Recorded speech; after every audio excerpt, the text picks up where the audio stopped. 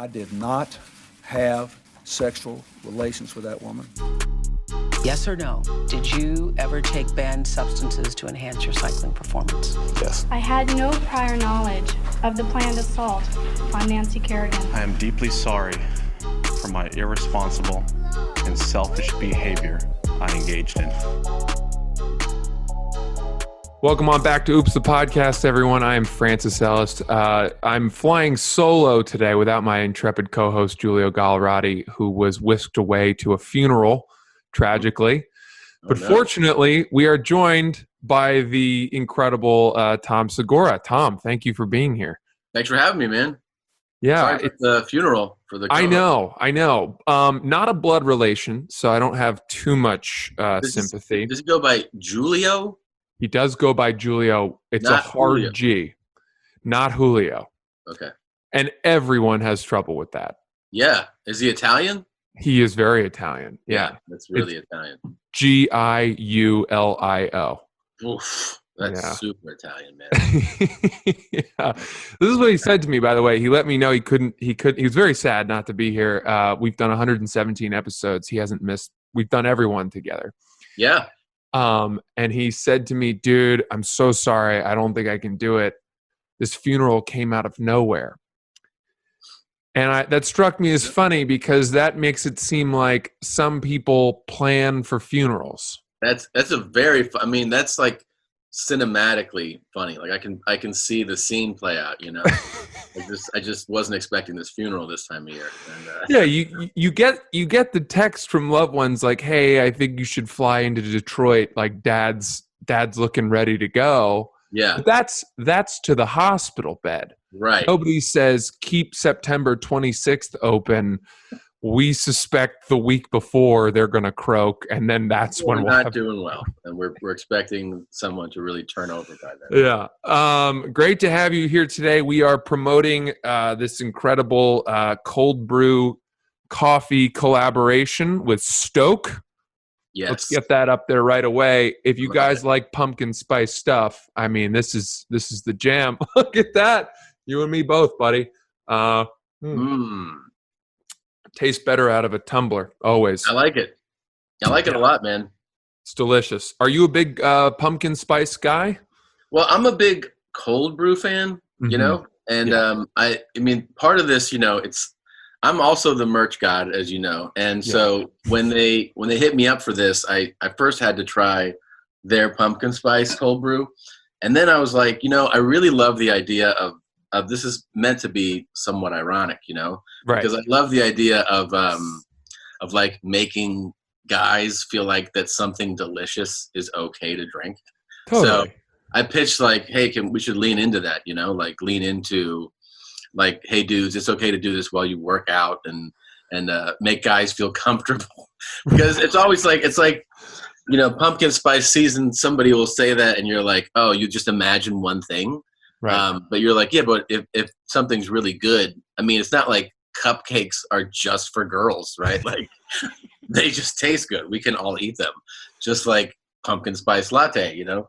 So this PSL season, cold brew, I don't know. I love it, man.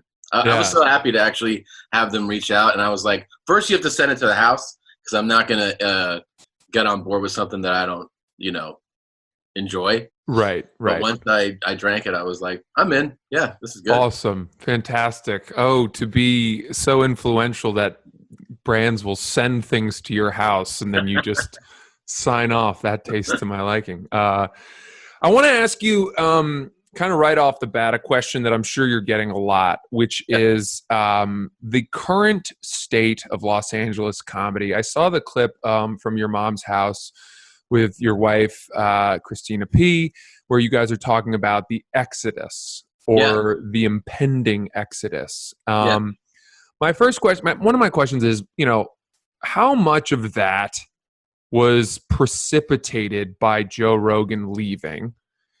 And two, you know, does this, if in theory a bunch of the made people out there leave, does that create space for the next generation of young comedians in LA? I mean, it's an interesting question. I mean, I feel like Joe leaving is obviously it's a big enough event where it can influence other people, to do so. But I think Joe's also leaving at a time where, remove him, a lot of people in general are leaving California. So Right. California is like, they have not managed this stuff well, and there's kind of this general exodus just to overall. Mhm. And then if you want to dial in on comedy world, yeah, there seems to be a lot of not just comics leaving, but like notable comics Right. that are signing up to leave or have left already. And yeah, I think, the funny thing is, I think clearly if 20 comedians that are, reputable leave, that in theory would mean there's 20, open slots. But like, if you suck, you still suck. Yeah. So like, don't get excited that like it's going to open you, like now you're good. No, you're not. Right. You're still not good if you're not good. Right. Like, it's not like all of a sudden you're going to be like celebrated because good people left. They'll just find, better people Right. to take those slots. But I also think that like with the way that, there's a lot of comics here that are really good, that have been developing and that are, ready to pop. But I also feel like even people that leave, like a Joe, for instance, he's going to fly back here all the time. And, Mhm.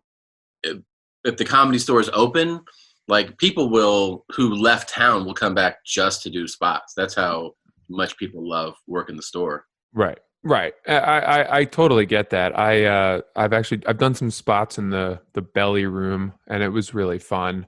It's fun, man. It's like a haunted house of comedy. It's so like And the theatrical. most fun, the shows are obviously fun, but like the fun part about doing the store is the hang, like hanging out Yeah. in the parking lot, just chatting up other comics. It's Yeah. like those are the most fun times going there. Absolutely. Yeah. Sitting on that railing in the little in the walk up to that's where everyone's passing by is very cool.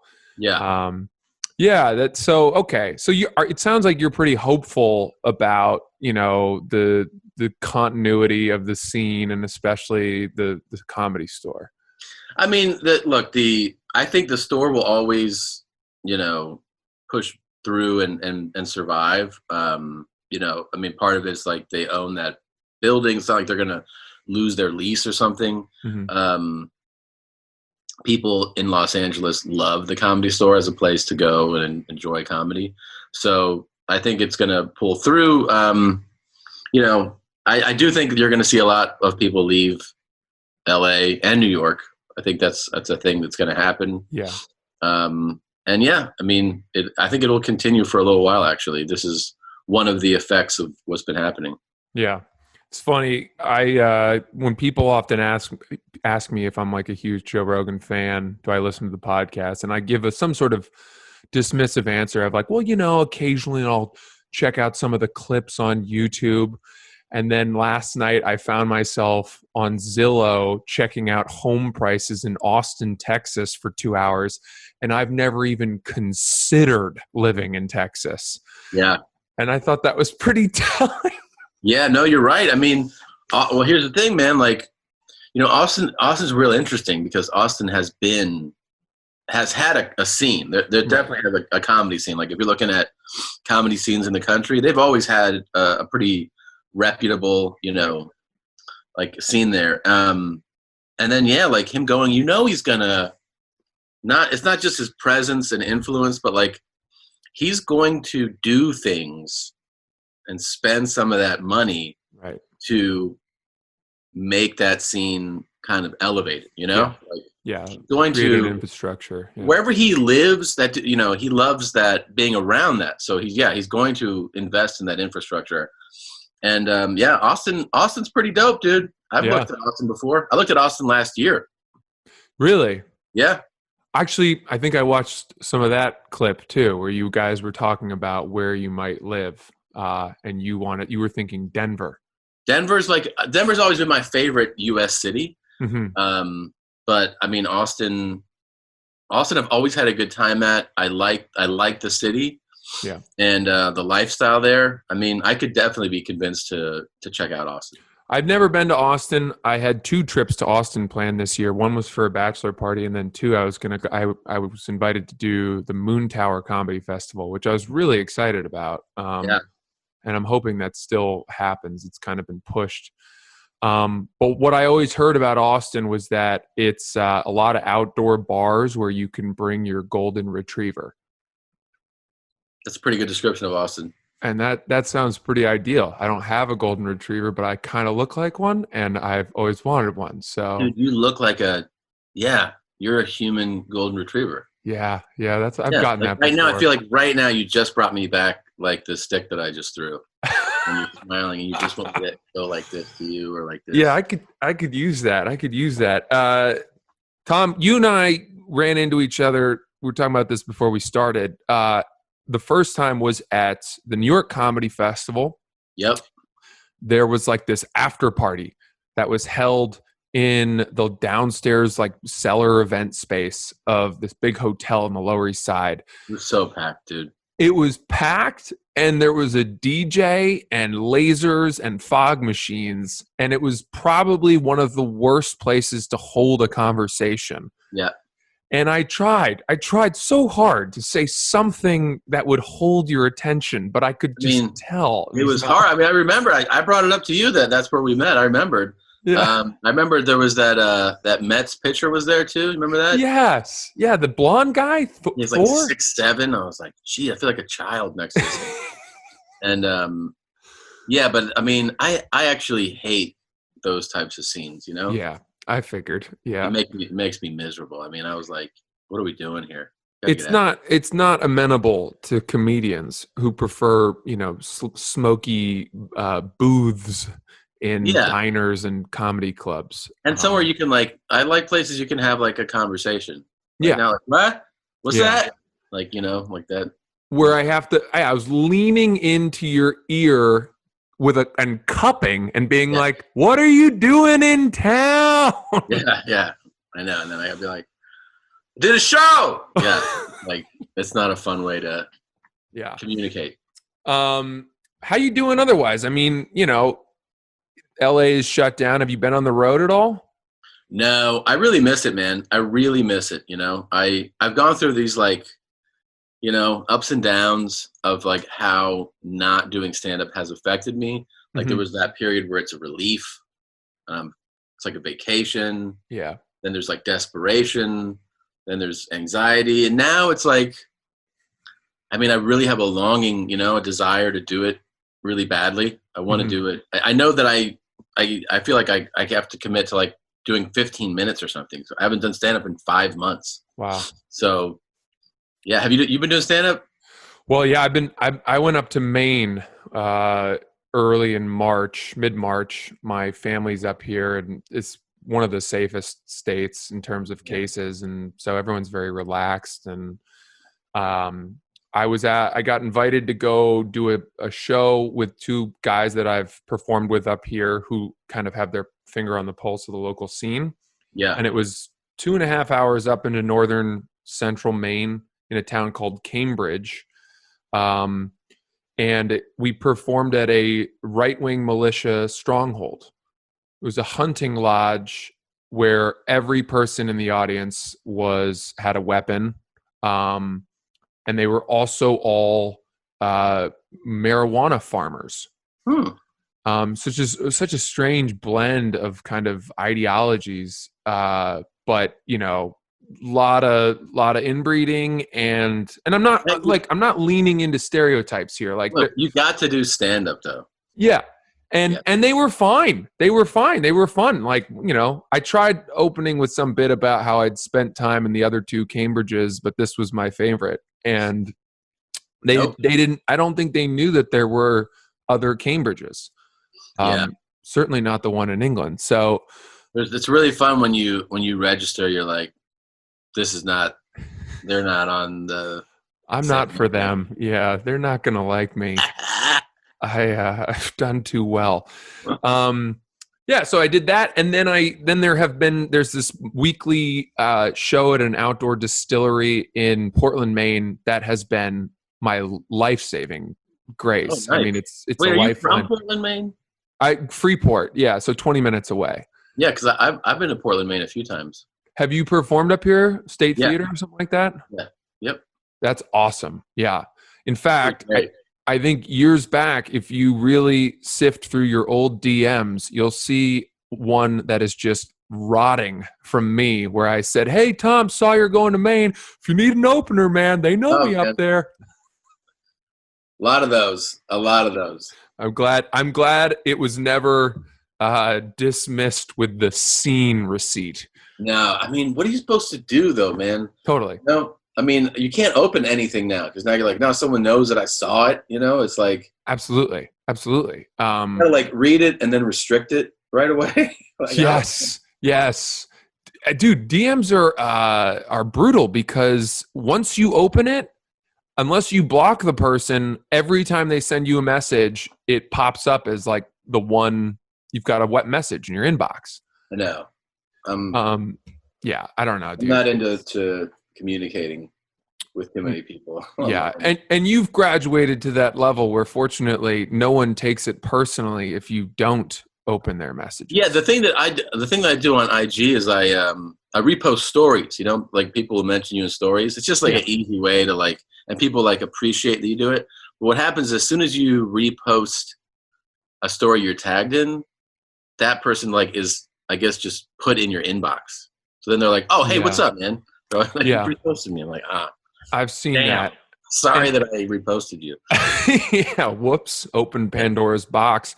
The other thing I'll do is sometimes I'll repost someone's story and then they'll repost my repost to that story.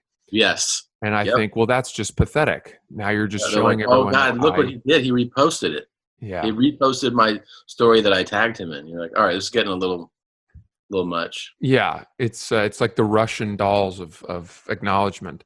Yeah, you're right. So you know, talking about the road, obviously Christina, your wife, is such a prolific, successful comedian herself. 2 Netflix specials. You've got 4.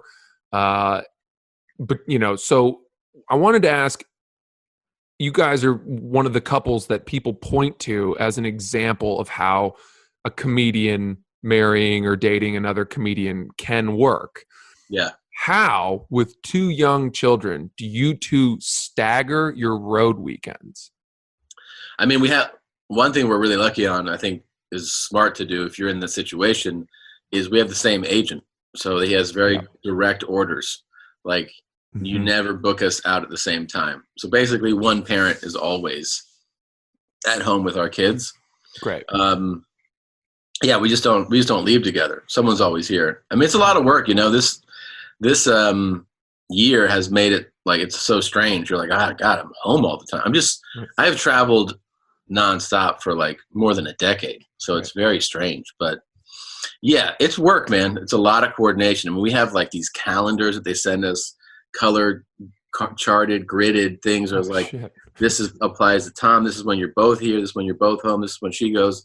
And like, they stay on top of it. I just go like, don't book us out at the same time. That's about it. Wow. I'm impressed.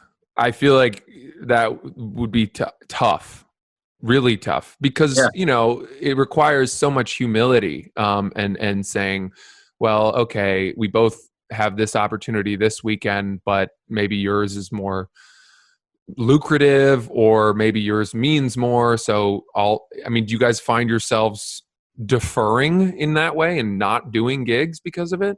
No, it's pretty like, most things are done pretty far ahead of when they happen. Right. Mm-hmm. So like, and, yeah, I mean, I think we both like, we don't have to say it, but we both are like, yeah, if that's the offer, that's a great offer. You should go, Right. You should do that.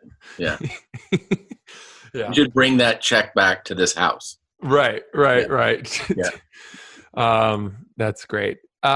So I first became familiar with your work when I saw as I'm sure a lot of people did, I saw your This Is Not Happening, way back when. And I think it was the GHB story, but then I also saw the one about the airplane travel with the Bruce. Bruce. Yeah. But the GHB story, which I'm sure you've talked about a ton, you know, as funny as it is, it's also terrifying. It's terrifying. Yeah, it should be. I mean, you're registering it the right way. Yeah. It should be terrifying. I mean, that is a dance with lethality that you know, very few people have. What is your relationship with drugs been since then? It's terrifying enough where I drink cold brew, and that's about it now. I'm not kidding. Yeah. I'm not kidding. I think, you know, things like that, when you have like a dramatic life, you know, altering experience, it's either going to affect you one way or the other, you know? Mm-hmm. Like, I guess you're going to be like, well, I'm going to roll the dice with this all the time, or you're going to be like, nah. And for me, it was like scary enough to like be in the hospital where I go like, oh, I'm not interested in like trying anything risky again. Right. It just it like put that to bed for me. It really did. So I was just like, you know, when I came out of there, I didn't even have a sip of alcohol for a year. Wow. Just because I was like, I don't want to be involved. I mean, I was 19. Yeah. You know, and it is true. I really do on an average day, probably drink like a gallon of water and like probably at least 30 ounces of cold brew. Okay.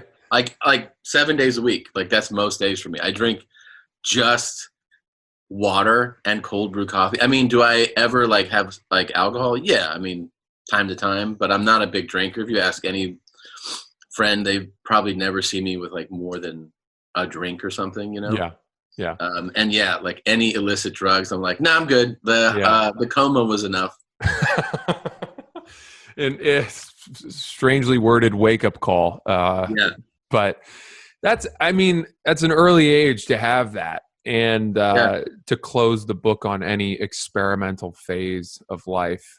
I still remember finding out that my mom had tried acid in college and that changing my worldview. Yeah. Because she had, you know, I wasn't raised in like a very strict household, but I had thought that certainly hallucinogenics and things of that nature were beyond my ability, you know, just too risky. And then to find out that she had done it made me think, well, okay, I guess maybe I should. Yeah, I hope my kids don't go like, well, dad did these cool drugs. Why can't we? Do you worry about that? Do you worry about, you know, how much of your work lives online and will forever live online and when they discover it? I've thought about it. But I've also thought that like, while you can go like, oh my God, you know, that's going to be a crazy thing, that I'm like, well, no, because it'd be crazy if like they only had access to that and then I just showed up one day like they'd never met me and I was like, hey, Yeah. I'm your dad. And they're like, oh my God. But like they see me every day and they know a totally different guy than like a comedic, you know, persona. Right. So I think they'll probably be like, what are you doing? What is this? And I'll go, don't worry about it. Just pay for this house. Don't worry about it, you know? Yeah. That's why you have, yeah, that's great. That's why you have no debt going into your work life. Go ahead. You don't think about that. Kids do have the body of work of you as their dad. It's going to be insane. I'm sure one day it'll be like, probably like high school and their friends are over and they'll be like, hey, we found this today. And I'll be like, what's up? Oh yeah, I remember that. I'll be like, hey, you know what? I was sometimes I'll listen to some of your albums on Spotify while I'm driving, and because you know I've seen all your specials and fucking tremendous, obviously. But the albums there was an interesting thing that happened where I was listening to the album that I think it's your first album that you recorded in Minnesota. Uh-huh. That's right. Yeah, and it's early you. Like, you know, long before the Netflix specials. And I had come into just like watching Tom Segura through your Netflix specials, through your This Is Not Happenings, and always thought, okay, well, I can't connect the dots between where I am as a stand-up and this level of mastery. And I'm not trying to suck your dick here. You'll see where I'm going. I feel the same way watching Chappelle, Bill Burr, the greats, whatever. There's such a polished place that they're at, where you guys are at, where I'm like, well, that's a different craft, and I don't know how to get there. But, and I hope you don't take this the wrong way, listening to your album, your first album from Minnesota, was very encouraging for me, because I heard a you that from where you are now, you've developed so much that I thought I can potentially connect the dots to that album. Well, I can tell that you, know stand-up, and you're not my dad. That's what you just told me, because my dad will be like, you know what your best work is? I'll be like, well, he's like, that first album. I'm like, Jesus Christ, are you serious? He's like, yeah. I'm like, what? And he's like, the way, you know what crowds like when you talk about where they live. I'm like, Dad, this is like standard stuff. He's like, yeah, that's your funniest stuff. I'm like, all right, it's good talking to you, man. So for him, development ended at year 8. He's like, that's the best. I appreciate it, man. I think that's absolutely true. That I think if you listen to like that album and then the next one, I personally, I mean, obviously I'm the one doing it. I feel like there's leaps of like abilities and skills developed, where like I see that first one as like a guy who went from featuring to headlining, and like it's about pleasing a crowd with like bits that I've been doing, on the road to make strangers laugh. And then as the albums or the hours progress, it's more about like a personal take on things of like, this is really what I think. And it's more crafted, like a little more sophisticated, not in that it's like highbrow. It's just it's more, just higher skill level in the types of jokes and bits that come out of it, Right. I totally agree. Tom, thanks so much for joining us, dude. Thank you for coming on and giving us some time. And everybody go out and buy some Stoke cold brew coffee with pumpkin spice. And also you can go to StokePumpkinAF.com. There's a limited number of these that you can get for free. They'll give them to you. Yeah, so, these tumblers. You want the commemorative tumbler. You want the commemorative tumbler, man. Yeah. Good to see you, man. Good luck. Hey, I had a good time chatting with you, man. I could have done this a long time. Yeah, me too. That's okay. Another time.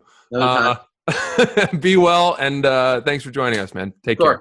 All right, man. Take care. Thanks, Francis. If you like that video, check out our channel where we have way more videos. I just don't know how to do this. This is unbelievable. If you like that video, we have way more videos on our channel. Please like and subscribe. Turn on notifications if you want to know when there are new ones.